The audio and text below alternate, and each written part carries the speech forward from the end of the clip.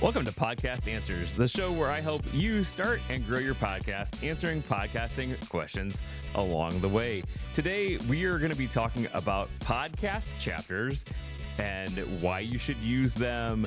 I'm going to call him an expert about with podcasting chapters. Daniel J. Lewis. Daniel's been on the show a couple times before, and one time before talking about his other website, Podgagement. And I'll let him talk about that if he wants to later. But today we're talking a little bit about podcast chapters. So welcome to the show, Daniel. Glad to have you today. Thank you, Andy. I always love talking about podcasting, as I'm sure you do too.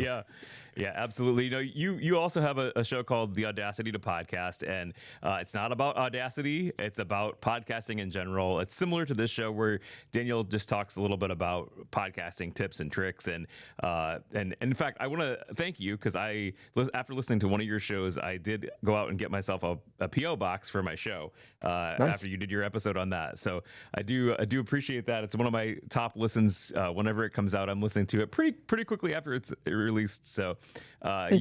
You had talked recently, or you not talked recently. You had recently come out. I guess it's been when was Pod Chapters released? In late 2025. Yeah, Okay. October or November.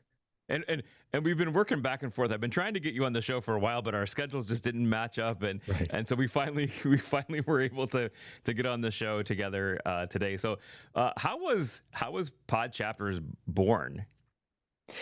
It was because, like many great things, born out of frustration. Because Sure. there are other apps out there for creating chapters for a podcast. And we'll dig more into what a chapter Mhm. actually is and what it can do in a moment.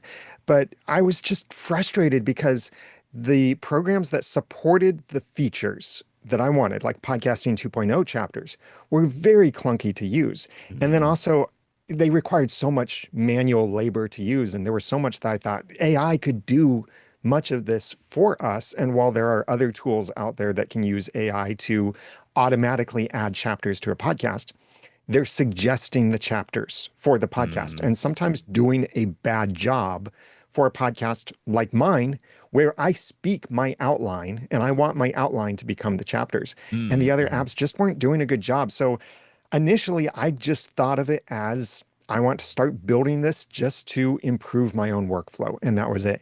And then as I started going along, and especially as I saw it actually working, I realized, wait a minute, other podcasters probably have this frustration too. Other podcasters could benefit from this thing I'm building. And so I decided to build it into its own product, now called Pod Chapters. So let's talk a little bit about what chapters are for podcasting and why they're important. So Yeah. a chapter, like a chapter in a book, a chapter helps divide a podcast episode. So chapters are at specific times, and every chapter must have a title to that chapter. So it's as simple as presenting the outline of what you talk about in that podcast. But chapters can also do more than that. And there are multiple formats of chapters, but they all support these core features. That is the timestamp and the title. And then you can optionally add an image for any one of those chapters. And you can also optionally add a URL for any of those chapters. So anything that could be a call to action in your episode could be a chapter so that people could easily tap on that inside of their podcast app. And if you have something that is visual that people need to see for your audio podcast, you can put that in a chapter in an image so that most people can look at their podcast app and see that image that you're talking about. Hmm. And then think about even the kind of things that you can put in an image. Like you can put just text in an image. Hmm. So if you have a programming podcast and you're talking about a block of code, or you have a Bible related podcast and you're talking about a Bible verse, or you're quoting something and you have a quotation from someone famous, you can put that text in an image and display that for the chapter so that the people listening have that extra visual context, as well as the calls to action or any kind of links that you mentioned. They could tap on that more easily. Well, and one of the things that I like about using podcast or listening to podcasts with podcast chapters in them is a lot of times when I'm driving, I have Apple CarPlay on, and so I have a nice big image there of the podcast, and so I'm driving, I look down quickly and see, oh, it's changed, or because I like the way a lot of the apps are blurring even the colors around the image, so the whole Yeah. screen kind of takes the theme of that image, and so it really calls your attention to when a topic has changed, or like you said, when there's something that you need to call to action on.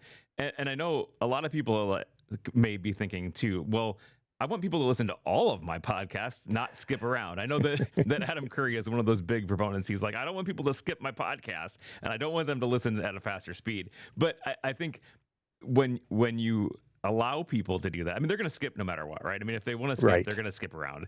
Yep. And you're just really making it easier. And one of the reasons that I like it too is because if, especially on a topic like yours, where you're talking about maybe several different things, because I think you do a really great job of doing an outline for your show and sticking to that and having different bullet points for things. So you have, maybe if you're talking about, the PO boxes or whatever, you have several different parts of that are talking about what you do with it and whatever it may be. But it allows me, especially when I'm driving and I'm like, oh, I want to remember that. It allows me to go back later when I have a chance and go back to that spot and listen over again without listening to the whole episode. I can dig back in and find the spots that I really like. And then with the ability to put the URL in there, it makes it really easy to just click on that and then go to something that you're talking about. If it's you need more information on that. Yeah, you're presenting and surfacing the context that the listener needs, Mhm. especially when it comes to, even if you simply use the chapters for your outline, like you're not putting in images or any URLs into the chapters, it's only your outline. That is still helpful. Yes, your audience might skip around, but like you said, they're going to skip around anyway if they want to. Right. What still presenting even just your outline in chapters does is it helps with your audience engagement and retention of the information.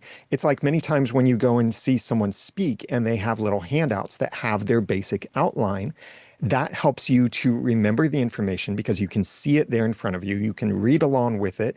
And it also provides that context so you know where you are in the content and can easily review what you might have missed or what you forgot about, or reminding yourself what came before it. So maybe this has never happened to you or anyone else, but this happens to me, and I'll admit this, that there have been times I've been listening to a podcast and I got distracted. Probably happens to no one else. Never. And there are times when they're mentioning point 3, and I'm thinking, wait a minute, what was point 2? Did they cover point 2? I don't remember what point 2 was. I know we're on point 3. I remember point 1. I don't remember point 2. So just having the outline as the chapters can then allow me to quickly look at the chapter, not even going back to that chapter, but just glancing at that chapter outline. Then I can see, oh yeah, that was point 2. Okay, now I know where we are, or even just the current point that we're on. Some people, I especially see this in movie review podcasts, where they mention the name of the movie at the beginning and then never mention the name of the movie ever again. And at some point, because they're just saying the movie, this movie, at some point you might even forget what they're talking about, or if you come back to the episode later. So in a chapter, you have that context. So even if you forget what they're talking about right at that moment, you can see right there in your podcast app the title of that chapter and know, again, this is what we're on. So that helps with the retention. So you're not trying to remember while also listening. You just glance at it, you see it, you know where you are, and you're able to continue listening. Well, and I think too, because you do a great job at putting show notes in. Like your show notes are the full outline usually, and it's really easy to go look at the whole thing. But to your point, you don't necessarily or can't do that while you're driving, right? You can't. Yes. But it's easy to click into the chapters and see, oh, this is the chapter without the full information, but you can kind of get the topics there.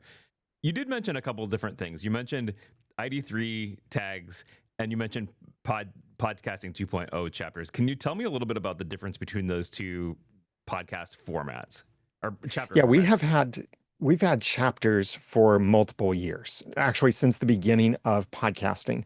And since Apple Podcasts was originally called iTunes with iTunes 4.9, back then we had enhanced AAC podcasts.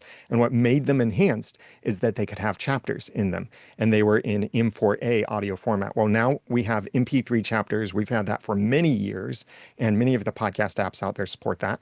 And more recently, we have Podcasting 2.0 chapters. The big difference between these is where they are hosted.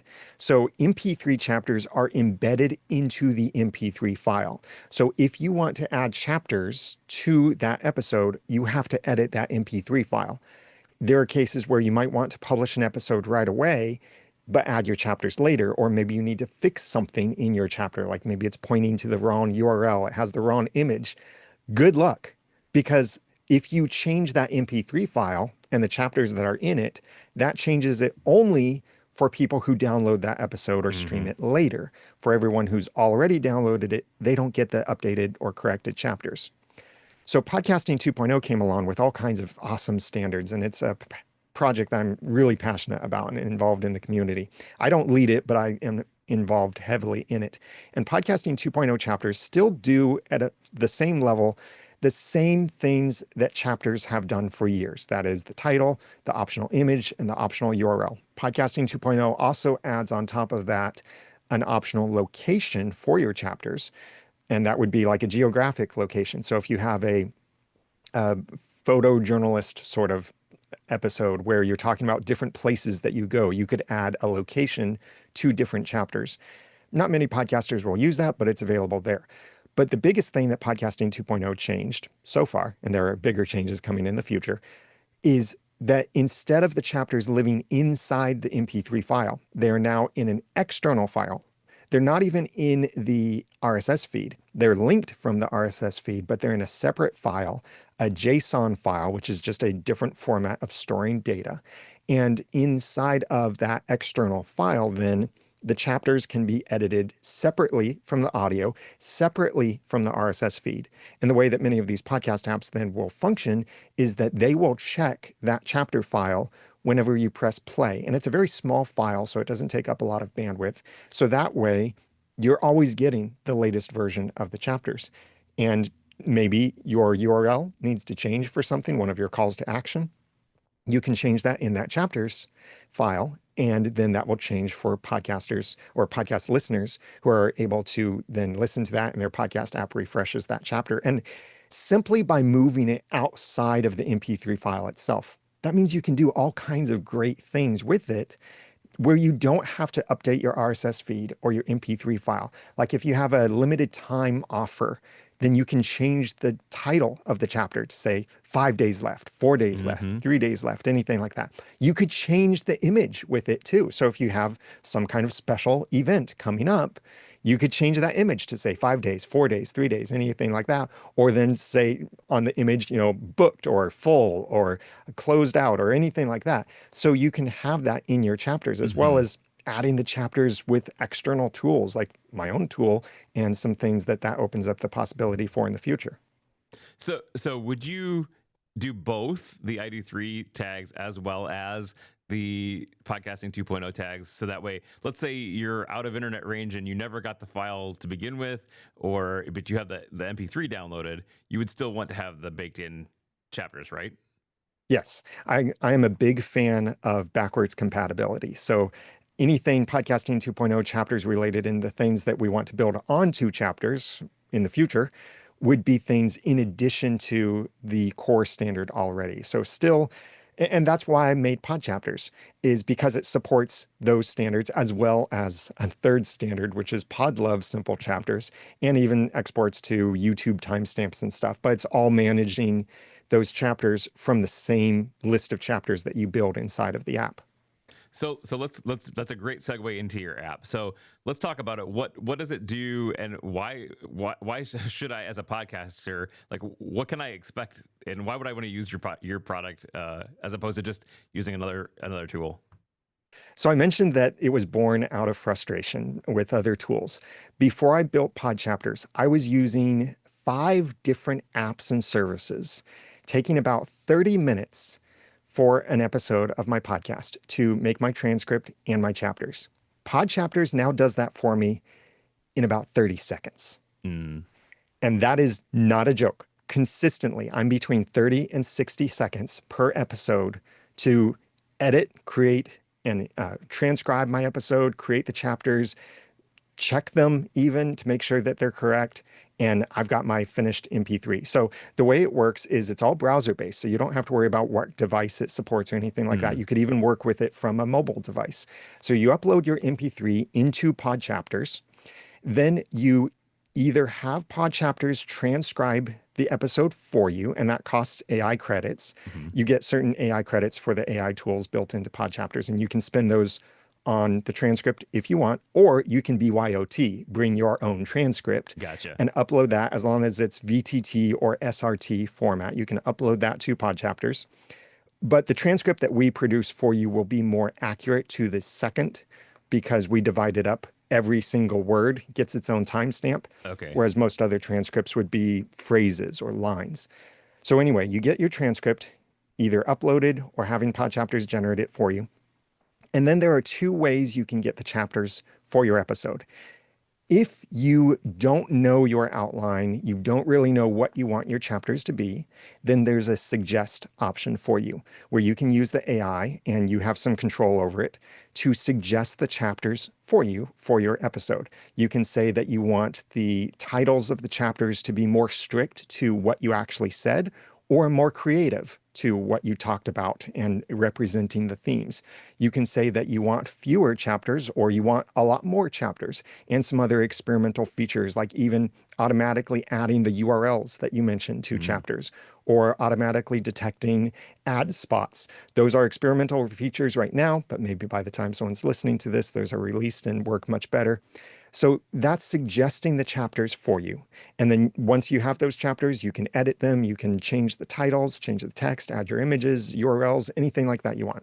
The other method for adding the chapters, and this was one of the biggest reasons that I built this, no one else has done this, is like you've mentioned a couple times, I talk from an outline for the Audacity podcast. I know what my chapters need to be. It's my outline. I have my outline already. I just don't know where they need to be. So instead of listening to try to find where to place the chapters, the new feature inside of Podchapters that no one else has done, and I've asked for this for years until I decided to build it myself, I call it outline to chapters. So you paste in your outline, and then it will find where to place those chapters. And it does a really good job. And all of this is very fast too. We're talking seconds, depending on the length of your episode. So it goes in, it places the chapters for you. And again, you can edit them, you can shift them around a little bit. And Podchapters is accurate to the millisecond for your chapter placement, whereas most other podcast tools are accurate to the second. So sometimes you're forced to cut off one word or the other, either the starting word of your chapter or the word before it. But Podchapters allows you to just go in there and drag it. You don't even have to try and type in the time code. You can just drag the chapter to where you want it to be. It's really easy to use. So then once you have your chapters, you can also do other cool things with it, like adding the other information, your image, your URLs, add additional chapters, anything like you want with that. A new feature I recently launched, because it was another thing that I wanted, was the nerds are going to love this. Automatic UTM parameter. Ooh. Woo! So if you are a Google Analytics nerd, or any of these tools now are familiar, many of these website analytics tools use UTM parameters, which is something inside of the URL that helps you track where something comes from. So if that excites you, then you will love this feature inside of Podchapters because it can automatically add the UTM parameters to your episode links for you inside of your chapters, so that any URL inside of your chapters automatically gets a unique UTM parameter added to it with the content, the campaign, all of that stuff automatically populated. And you can set a template for this. And so you can track then where those clicks are coming from, if they're coming from your chapters or something else. In addition to this, something I really wanted is the ability to make templates, to make things easier and faster for people. So even if you have only one podcast that you create episodes for, or you have multiple podcasts, especially, you can benefit from this is where you can create a template that automatically includes your title, your certain format of your ID3 tags, and some of the other information that you add, and save that as a template. And it can be automatically applied based on a file name pattern. Like my episodes are always TAP and then a 3-digit number Mm-hmm. .mp3. So I set the pattern to whenever I upload a file that starts with TAP, automatically apply the Audacity to Podcast template to it. So it automatically applies that, including the UTM parameter template that I'm set up and all of that. So if you're editing for multiple shows where each different show has its own file name pattern, then it can recognize that and then automatically apply those things that are unique to that show. Then you just go in and change what's unique per that episode for that. And you get then the option to download the transcript. You can use us to host your transcript for you. We can even host your Podcasting 2.0 chapters for you, or you can download that JSON file if you want to re-upload to somewhere else. But you download the MP3 back from Podchapters, and that's the MP3 you would upload to your podcast hosting provider. In the future, I hope to just have a publish to your podcast hosting provider button. But for now, it's you download it and then you re-upload it to where it needs to go. Gotcha. That's super handy. I like all of the stuff that you've come up with. I love the fact that you're creating it. So you found a need. Your need was to, simplify your chapters as well as, make them easy to do, simplify the time it takes to do it. But then along the way, you found all of these neat tricks that you're like, hey, I also would love to have the UTM parameters in there. And you were able to add them in there. So my question, you mentioned, okay, so once you've got the chapters done and the transcript done and everything like that, if you're going to do the full thing, you download the file because it has the baked in chapters. Then you can download the JSON file or host it with you. Does it cost any more to host it with you, or is it just? Yep. Oh, okay. And then for now, there are no bandwidth constraints with that because it's a tiny file. It's not big. Yeah, it's not going to be expensive. You're not publishing a book of chapters, right? You're not right. Have that much. But what happens? Let's say for this podcast, I'm hosting. On a WordPress, I'm not hosting my files on a WordPress site, but I'm creating my RSS with a WordPress site with PowerPress, and I'm able to add all of that stuff in there. The files, the links to the JSON in there. But other shows that I do for myself and as well as other people, I'm just using my podcast host, and for me, that it I just lost the name of it. Captivate. There we go. I'm like, I host with Captivate for some of my stuff, and they do support the podcasting 2.0 chapters, but they have an interface for doing that in there. How would I go about if I just had the file, but I was hosting with something like Captivate? How would I link those or make that usable for me? That's where our supporting multiple formats really comes in. So we are putting in the MP3 chapters into that file. That's why you have to download the MP3 back from Podchapters. So it then has the chapters in the MP3 file. And most of the podcast hosting providers can read those chapters from the file. So take Captivate, for example, where you can't manually upload your Podcasting 2.0 JSON file of just your chapters, or you can't link out to an external hosted place. But they will read the chapters from the MP3 file. There are some caveats with some podcast hosting providers. So you do need to check with them or do a little test because, for example, some hosting providers might not include the links. So you might have to go back and re-enter the links, or maybe they don't include the images. So you have to go back and add those images to those chapters. But the podcast hosting providers that do support chapters do read them from the MP3 file. Gotcha. Yeah, and that is the case with Captivate. I don't know about the images, but I do know that they do strip the URLs out of the file, so you have to retype those in there. But it's pretty easy. Usually, if I have I'm a big proponent of what the same thing you do with the short, easy to remember links and redirection type sites. So if I have a link that I'm sending them somewhere else, it's always podcastanswers.com/something. For me, it's /Captivate will take you over to Captivate, and so it's easy for me to remember. If my chapter is something about Captivate, I can just retype that in there. It does take a few more seconds than it would be nice if they would be able to strip that from the MP3 file and bring that in. But but I don't usually use. For me, I don't bake. But I do use a tool to create my chapters in my MP3.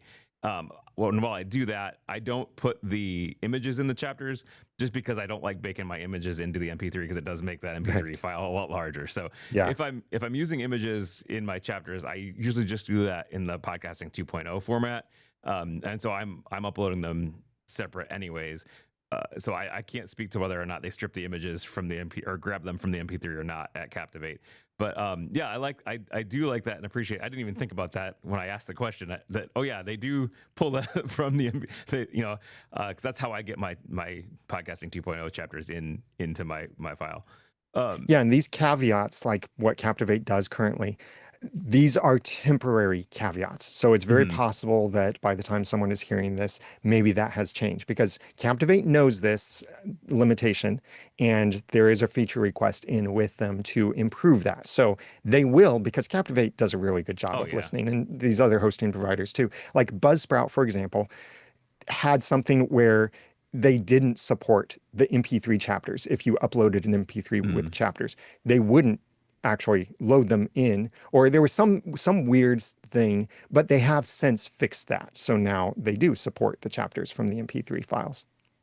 That's great. And I'm sure that's something that you probably experienced probably from one of your customers and feedback from your customers saying, hey, because I don't know what podcast host you use, for your files.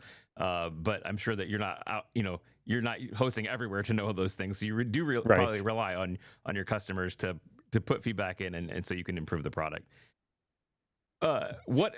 We did mention that there is a price to this service. What is the pricing tier? Is there a tiers? Is there one low cost? How can I get pod chapters?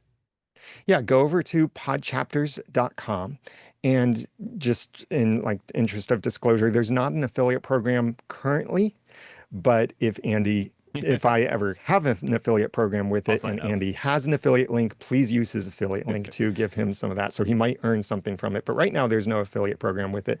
But if you just go to podchapters.com and you can click on the chapter your next episode free or the get started button. And the pricing is divided into two different tiers of plans. There's the basic plan, which includes none of the AI features. And you can then add your chapters manually, and it still supports the MP3 chapters, the podcasting 2.0 chapters. It just doesn't have any of the AI features with it. So it won't make your transcript. It won't suggest chapters. It won't go outline to chapters. But even as a manual tool, it's easier than anything else out there. And that is $349 per month if you pay yearly, or if you pay month to month, it is $499 a month for the basic plan. And then we have the smart plans, which add the AI features onto them. And each level of a smart plan includes a certain number of AI credits. And the AI credits at a baseline level are mostly spent on generating the transcript. That is the most expensive AI cost to it. And it's 1 credit per minute of your transcript. Then you can also spend those credits on generating the chapters, which are much cheaper for that. So while a 30-minute episode would cost 30 AI credits, actually chaptering that from the transcript would cost maybe 1 or 1.2 credits. It's somewhere around there. So it's much cheaper on the AI credits. So what that also means is if you BYOT, bring your own transcript, you can then fit a lot more episodes into the Pod Chapters plan using those AI credits only for the chapter features and not for generating the transcripts. So the the smart plan is $9.99 per month if you pay monthly, or if you pay yearly, it's $6.99 per month. And then we also have a higher plan for that if you need a lot more AI credits. Gotcha. That seems super generous. And like you said, especially if you already have a tool where you're transcribing locally. I'm using Mac Whisper on my machine to generally do the transcripts in my episodes, and so that's what I used to use too. Yeah. So it'd be easy for me to be BYOT and bring my own transcript in and save that 15 15 credits, whatever it would be, because my episodes are about 15 minutes normally or whatever. And so if I wanted to save some money and do it separately and manually, I could save that time. Or again, I could easily just do it, let You let your tool do it. It's going to cost me a little bit more, but it's going to be a lot simpler, less time in the long run for me because I don't have to do babysit the app and then do move that around and do all of that manual stuff that forced you to create the app in the first place. Yeah. And we still try and make it easy. In fact, my process of describing how to use Pod Chapters and what it does took much longer than it actually takes to use it. That's awesome. I really do appreciate, like, that's something that I struggle with because like I do the chapters, but a lot of times my chapters, because I don't necessarily follow an outline, a lot of mine are just like a topic, and so I'll usually just do like intro and the topic name and then outro. And so for me, that's not super useful, right? I mean, I'm not putting the chapters to the most use that they could.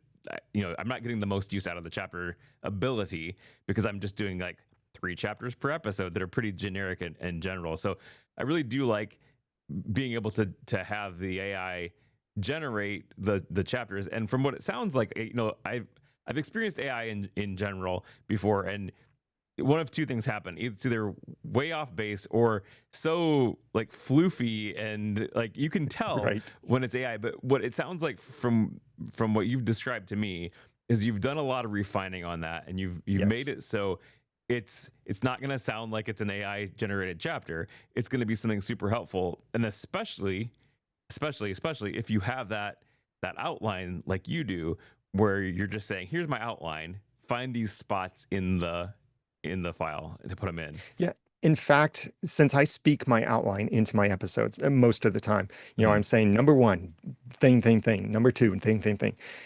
The suggest feature will often detect that and then make the chapters from that. But if I get a more creative setting, because you have those options of making it strict versus creative or balanced, and you can also do fewer chapters or more chapters. So if you go all the way to the right on these things, full creativity and more chapters, on my own episodes, it will still pick up my outline and then also make sub chapters Oh, in each of those. So it is very good at detecting an outline. And like you said, this is something I really went in there and tweaked over and over and over again.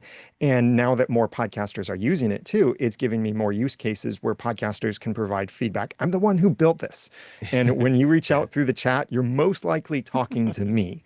So when podcasters say, "Hey, I'm having some trouble here," then I get in there, I start experimenting with their episodes and trying to see how I can improve those results for them. That's cool. I really do appreciate that because I think that when you get away like from the larger companies where you get away from the creator and the investment that you as the creator of the product, I think that there's some of that creativity that usefulness goes away. But when you're right there working hands on day to day with other creators, you're able to improve your product for not just you, but also for other people and make it a better product.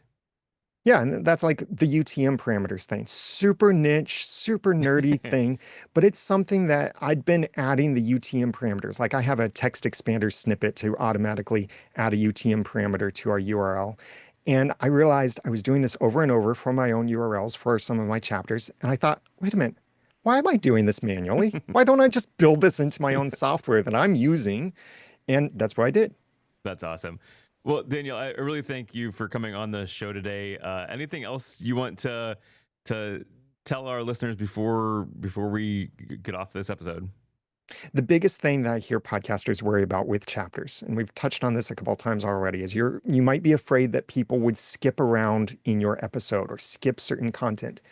And while that might happen, and while you're even making that easier for them to do by using chapters, here's the thing that's the mind shift that I hope you would make with this. If you're struggling with this thought, is what you're still enabling them to do is get the content they want from you more quickly.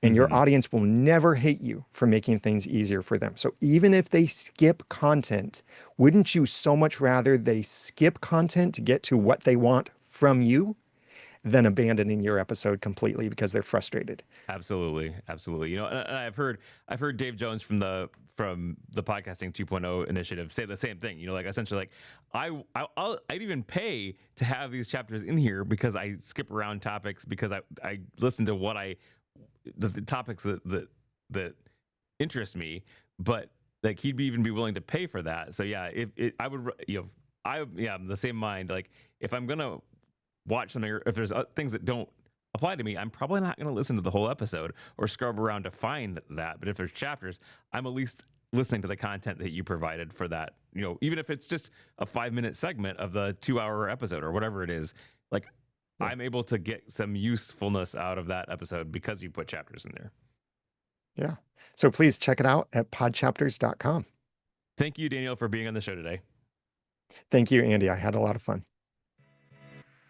If you enjoyed this episode, please head over to podchapters.com and let Daniel know that you heard about it here, and just check it out and start doing chapters on your podcast.